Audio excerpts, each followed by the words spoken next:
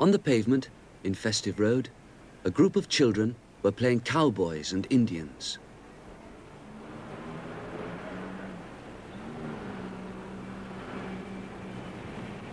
Number 52 is Mr. Benn's house. Mr. Benn was indoors reading a newspaper. He read that a cowboy film was showing at the cinema. Mr. Benn liked cowboy films, and he decided to go and see it.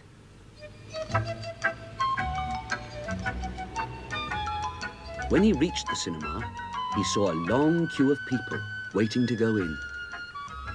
What a crowd, thought Mr. Benn. I'll never get in to see the film. Never mind. I'll be a cowboy. I'll go to that special costume shop.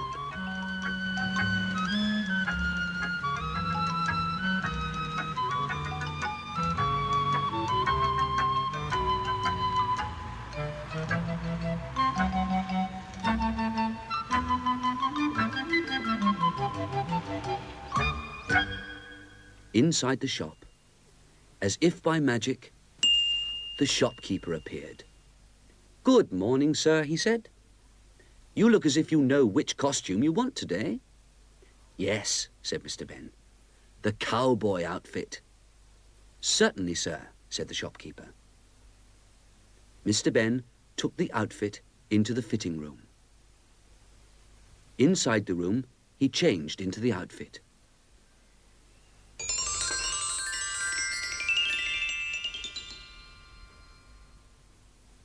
Looked at himself in the mirror as he usually did, and then went through the door that could lead to an adventure.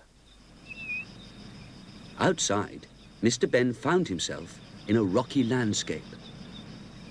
From behind a large pile of rocks, he could see little clouds of smoke. He went over to the pile of rocks, climbed up, and peeped over the top. The smoke was coming from a fire. A red Indian was waving a blanket so that the smoke from the fire made different patterns. Smoke signals, thought Mr. Benn, and he looked to see who the Indian was signaling to. In the distance, he saw a town of wooden houses. A cowboy town, thought Mr. Benn. I don't expect the Indian is signaling to them. Then he saw some more little clouds of smoke.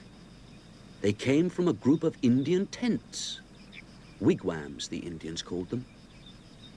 Mr. Benn decided to have a closer look. When he reached the village, he kept out of sight behind one of the wigwams. He could hear the sound of drums. Carefully, he looked to see what was happening. He saw a group of Indians dancing round a pole, a totem pole. The totem pole was carved and brightly painted. Mr. Benn looked at it carefully. It was the first one he'd ever seen. Redskins, Redskins will beat the Cowboys today. We'll beat the Cowboys today. The Indians were shouting as they danced. Redskins will beat the Cowboys today. We'll beat the Cowboys today. Redskins, Redskins will beat the Cowboys today. Redskins, Redskins. A war dance, thought Mr. Benn. I must warn the cowboys in the town. Beat the Cowboys today. Redskins, Redskins, Redskins will beat the Cowboys today. Nearby were some horses. Mr. Benn took one and rode off.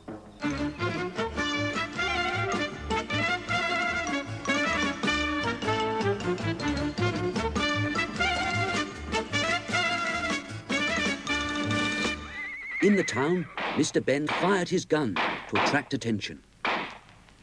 The door of the jail opened and the sheriff looked out. "Look out! The Indians are coming," called Mr. Benn. "They say they're going to beat you today."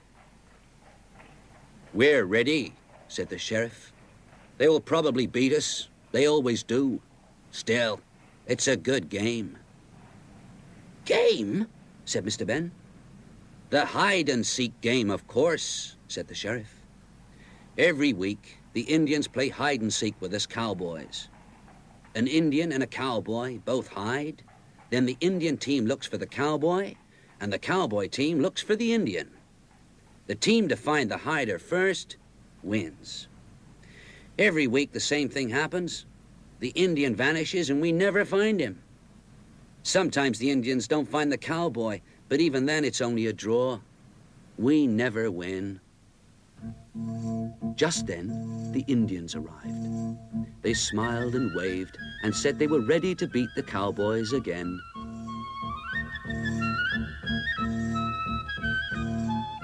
"May I play?"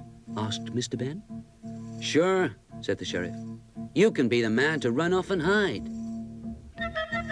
The two teams lined up opposite each other. At one end stood the Indian chief and the sheriff. They were the judges.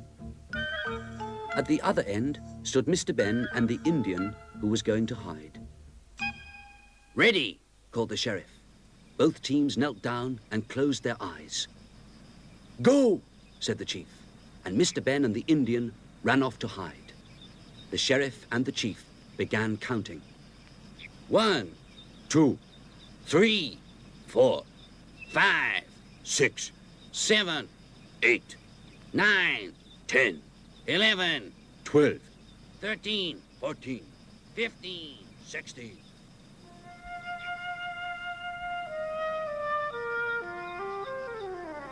Mr. Benn peeped over the edge of the rock where he was hiding. In the sand below, he could see his own footprints.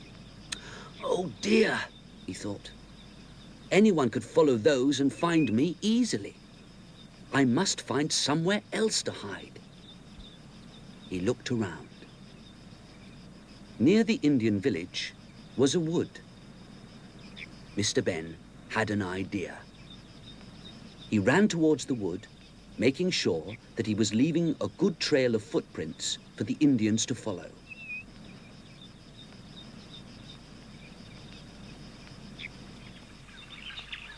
When he reached the wood, he climbed into a tree. Mr. Benn's idea was to cross the wood by moving from tree to tree along the branches, so that he wouldn't leave any footprints on the ground for the Indians to follow.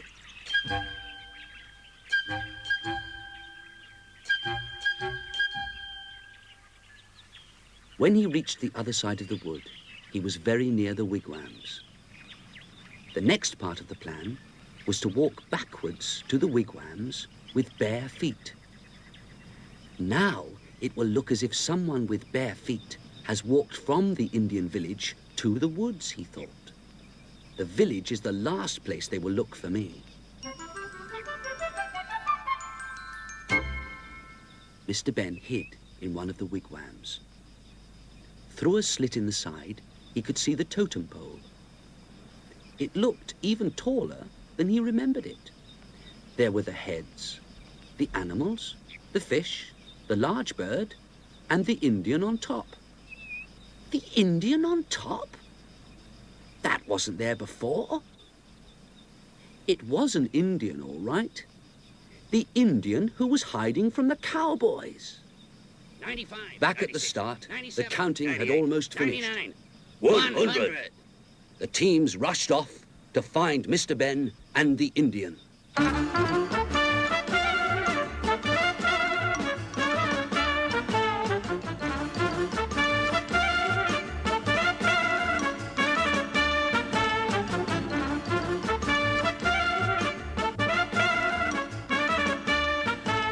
The Indians easily followed Mr. Benn's footprints to the wood. But at the wood, it seemed that he had just disappeared.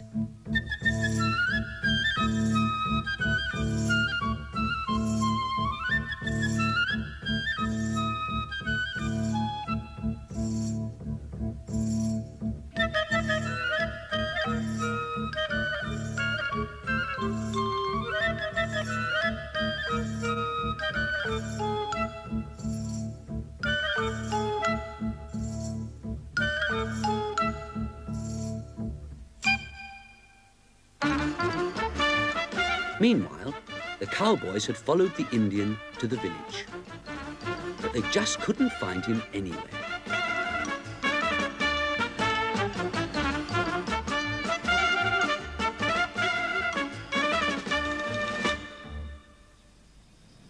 Inside the wigwam, Mr. Benn had been busy. He'd tied a feather to the end of a long stick. Now he was ready to carry out his next plan.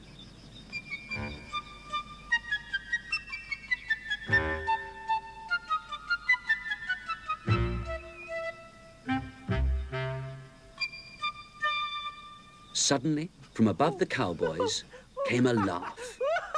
The cowboys looked up and shouted with delight. They had found the Indian.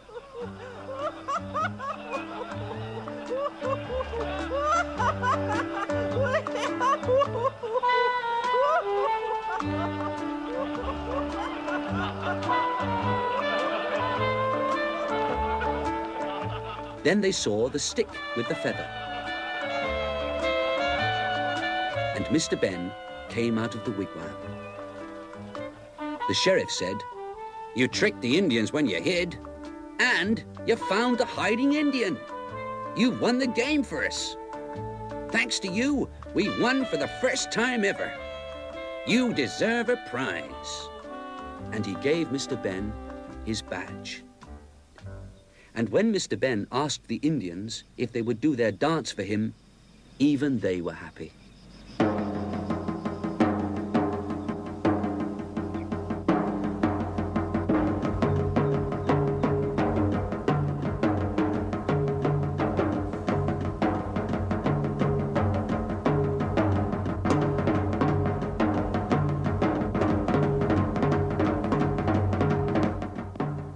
Suddenly, a man appeared.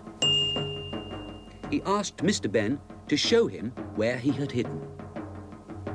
Mr. Benn went back into the wigwam, and as he did so, he found himself back in the fitting room of the shop. Mr. Benn changed back into his own clothes.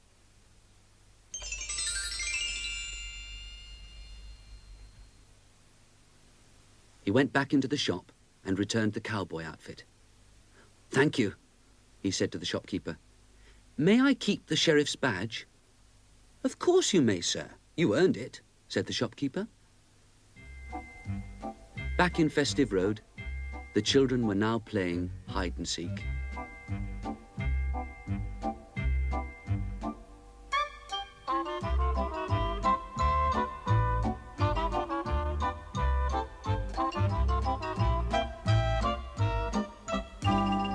At his gate, Mr. Benn looked at the sheriff's badge. He wouldn't forget that game as long as he had the badge to remind him.